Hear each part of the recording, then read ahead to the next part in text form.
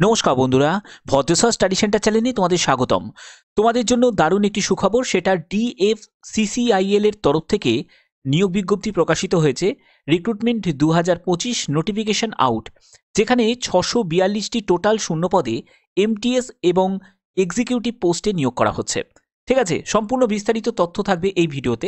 ভিডিওটা কিন্তু খুব গুরুত্বপূর্ণ, যেখানে তোমাদের এজ থেকে শুরু করে তোমাদের কোয়ালিফিকেশন, সিলেবাস, প্রত্যেকটি তথ্য খুঁটিনাটি সম্পূর্ণ ক্লিয়ার করব এই ভিডিওর মাধ্যমে। ভিডিওটাকে কন্টিনিউ দেখো। তো দেখতে পাচ্ছ একটি নোটিশ রিলিজ হয়েছে, যেটা কিছুক্ষণ আগেই কিন্তু রিলিজ হয়েছে, যেটা হচ্ছে ডিএফসিসিআইএল এর তরফ থেকে। এই ডিএফসিসিআইএল কি, সেটা হচ্ছে মিনিস্ট্রি অফ রেলওয়েজের অন্তর্গত একটি সংস্থা, যেখানে কিন্তু এই নোটিশটা রিলিজ হয়েছে যেখান থেকে। তো এখানে আবেদন করতে গেলে সম্পূর্ণ অনলাইন মোডে তোমাদের আবেদন করতে হবে। এটি কিন্তু একটা শর্ট নোটিশ রিলিজ হয়েছে, যেখানে তোমরা দেখতে পাচ্ছ জুনিয়র ম্যানেজার পোস্ট আছে, এক্সিকিউটিভ পোস্ট আছে এবং এমটিএস পোস্ট আছে, যেখানে যোগ্যতা হচ্ছে মাধ্যমিক যোগ্যতা প্রয়োজন। ঠিক আছে, আমি যোগ্যতার ডিটেলসে আরও আসবো। তো এখানে দেখো তোমাদের কোন পোস্ট আছে, যেমন হচ্ছে তোমাদের জুনিয়র ম্যানেজার ফাইন্যান্স আছে, তারপরে এক্সিকিউটিভ সিভিল আছে, এক্সিকিউটিভ ইলেকট্রিক্যাল আছে, এক্সিকিউটিভ সিগন্যাল অ্যান্ড টেলিকমিউনিকেশন আছে এবং এমটিএস আছে, যেগুলো নন টেকনিক্যাল পোস্টের মধ্যে পড়ছে। ঠিক আছে, এবং ভ্যাকেন্সি টেবিলে তোমরা ভ্যাকেন্সি দেখতে পাচ্ছ, যেখানে ইউআর, এসসি, এসটি, ওবিসি প্রত্যেকের জন্য শূন্যপদ দেওয়া আছে, এবং যারা পিডাব্লিউবিডি ক্যান্ডিডেট তাদের জন্য কিন্তু যথারীতি শূন্যপদ ভাগ করা আছে। এখানে টোটাল শূন্যপদ হচ্ছে 642টি টোটাল শূন্যপদে নিয়োগ করা হচ্ছে। এবং তোমাদের আবেদন কবে থেকে শুরু দেখতেই পাচ্ছ, 18ই জানুয়ারি 2025 থেকে আবেদন শুরু, এবং 16ই ফেব্রুয়ারি 2025 পর্যন্ত তোমরা এখানে আবেদন করতে পারবে। তো এটি কিন্তু একটা শর্ট নোটিশ রিলিজ হয়েছে, বাট আমি এই ভিডিওর মাধ্যমে তোমাদের সম্পূর্ণ ডিটেলসটা তোমাদের কাছে তুলে ধরবো। এখানে এলিজিবিলিটি ক্রাইটেরিয়া কি প্রয়োজন, এক্সামিনেশন সিলেবাসটা কি থাকবে, আর এছাড়া কি কি তোমাদের প্রসেস থাকবে এখানে সিলেকশন করার, তো প্রত্যেকটি তথ্য থাকবে এই ভিডিওতে। তো চলো পরবর্তী স্টেপগুলো তোমাদের কাছে বুঝিয়ে দিই। দেখো, এখানে তোমাদের টোটাল শূন্যপদ যেটা বললাম, সম্পূর্ণ একটি সরকারিভাবে তোমাদের এই নিয়োগটি করা হচ্ছে, এবং তোমাদের এখানে যে সিলেকশন প্রসেস সেটা হচ্ছে সিবিটি এক্সাম হবে, এবং তোমরা ফিজিক্যাল টেস্ট যেটা তোমাদের এমটিএস এর জন্য থাকবে, তারপর তোমাদের ডকুমেন্ট ভেরিফিকেশন এবং হচ্ছে মেডিকেল এক্সামিনেশন হবে। অফিসিয়াল ওয়েবসাইট হচ্ছে dfccil.com। এর অফিসিয়াল ওয়েবসাইটের লিঙ্ক আমি ডেসক্রিপশনে দিয়ে দেবো, তোমরা সেখান থেকে ডাইরেক্ট ভিজিট করতে পারবে। তো এখানে দেখো, তোমাদের আবেদন যেহেতু 18ই জানুয়ারি থেকে শুরু হচ্ছে, তো সেই সময়ই কিন্তু তোমাদের এখানে লিঙ্কটা কিন্তু অ্যাক্টিভ হবে। এখন কিন্তু লিঙ্ক কিন্তু অ্যাক্টিভ নয়। ঠিক আছে, এখানে তোমাদের যে নোটিশে কি কি বলা হচ্ছে দেখো, এই যে শর্ট নোটিশটা সেটা আজকের ডেটেই কিন্তু তোমাদের রিলিজ হয়েছে, দেখতেই পাচ্ছ 13ই জানুয়ারি 2025, এবং আবেদন শুরু 18ই জানুয়ারি থেকে এবং 16ই ফেব্রুয়ারি পর্যন্ত তোমরা আবেদন করতে পারবে।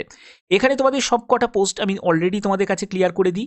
এবার তোমাদের এলিজিবিলিটি ক্রাইটেরিয়া কি কি প্রয়োজন দেখো। এডুকেশন কোয়ালিফিকেশন তোমাদের যেটা লাগছে, বিভিন্ন পোস্ট আছে যার জন্য যোগ্যতাও কিন্তু বিভিন্ন।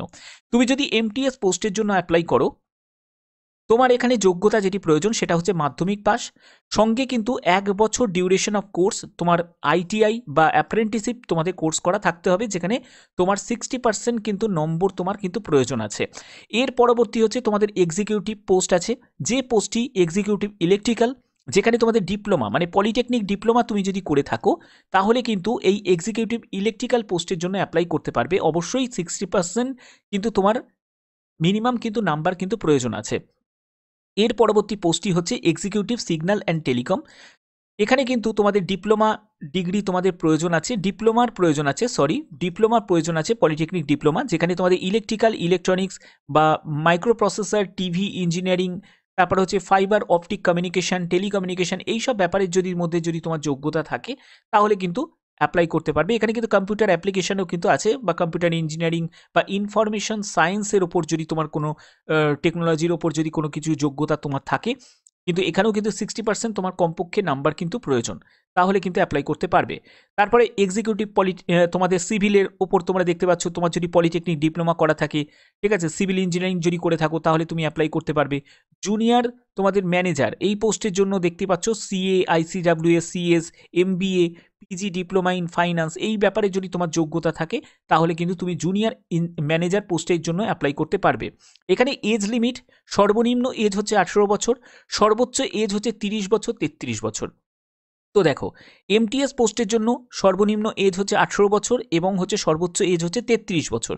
এটা কিন্তু ইউআর এর ক্ষেত্রে বলা হচ্ছে, ইউআর আর ইডাব্লিউএস এর ক্ষেত্রে বলা হচ্ছে। তুমি যদি একজন ওবিসি প্রার্থী হয়ে থাকো তাহলে তোমার ক্ষেত্রে বয়স হয়ে যাবে 18 থেকে 36 বছর, ঠিক আছে। আচ্ছা, তুমি যদি এসসি এসটি ক্যান্ডিডেট হয়ে থাকো তাহলে তোমার ক্ষেত্রে বয়স হয়ে যাবে 18 থেকে 38 বছর, ক্লিয়ার। আচ্ছা, এক্সিকিউটিভ জুনিয়র ইঞ্জিনিয়ার যে পোস্টগুলো আছে সেখানে কিন্তু 18 থেকে 30 বছর, এটা ইউআর এর ক্ষেত্রে বলা হচ্ছে।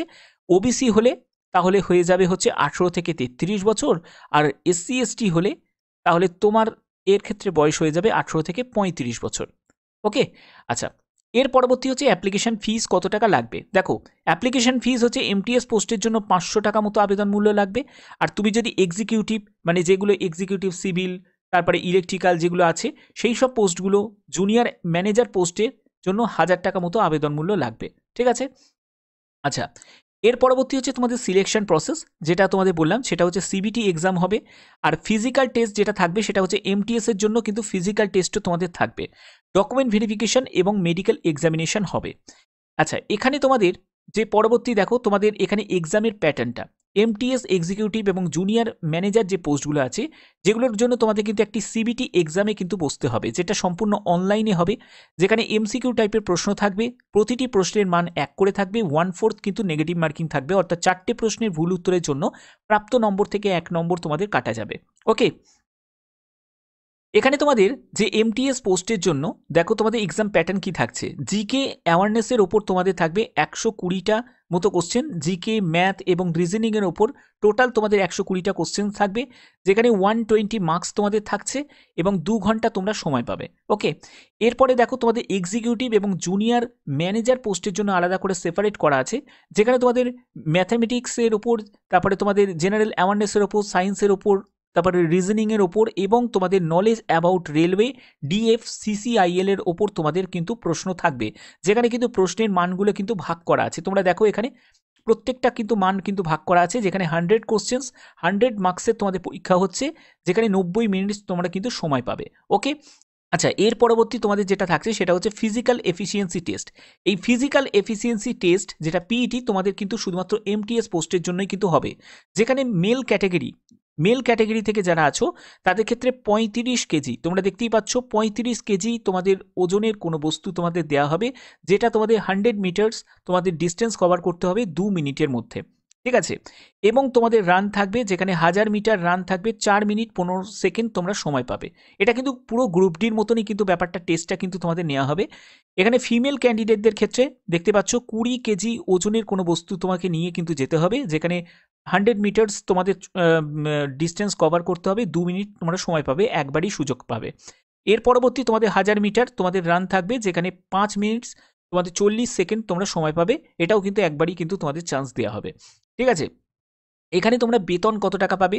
এমটিএস পোস্টের জন্য 6000 টাকা থেকে 12000 টাকা। দেখো 6000 টাকা থেকে 12000 টাকা এটা কিন্তু জাস্ট তোমাদের একটা ইমার্জিন আমি বলছি, বাট এটা কিন্তু সঙ্গে কিন্তু আদার্স তোমাদের অ্যালাউন্সও কিন্তু যুক্ত হবে, ঠিক আছে। এই বেতনটা কিন্তু অ্যাকুরেট বেতন আমি বলছি না, এটা এর সঙ্গে কিন্তু আদার্স তোমাদের অ্যালাউন্স যুক্ত হবে। অ্যালাউন্স যুক্ত হয়ে তোমাদের মোটামুটি এই 24 থেকে 25,000 টাকা মতো তোমাদের কিন্তু বেতন কিন্তু হয়ে যাবে, ওকে। আচ্ছা, এক্সিকিউটিভ পোস্টের জন্য তোমাদের 30,000 টাকা থেকে 1,20,000 টাকার মধ্যে বেতন থাকবে এবং জুনিয়র ম্যানেজার পোস্টের জন্য তোমাদের 50,000 টাকা থেকে 1,60,000 টাকার মধ্যে কিন্তু বেতন থাকবে, ঠিক আছে। তো 18ই জানুয়ারি থেকে তোমাদের আবেদন শুরু হবে, কিন্তু তার আগে তোমাদের সম্পূর্ণ বিস্তারিত তথ্য আমি তোমাদের কাছে তুলে ধরলাম।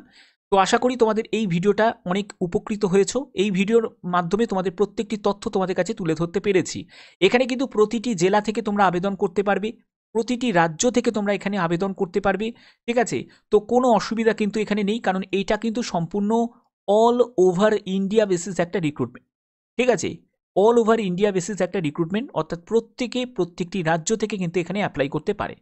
তো সম্পূর্ণ গুরুত্বপূর্ণ তথ্য তোমাদের কাছে তুলে ধরলাম। এরকমই গুরুত্বপূর্ণ আপডেট প্রতিনিয়ত পাওয়ার জন্য অবশ্যই চ্যানেলটাকে সাবস্ক্রাইব করে রাখবে, বেল আইকনটাকে অল করে রাখবে। এখনের মতো এটুকুই, টাটা।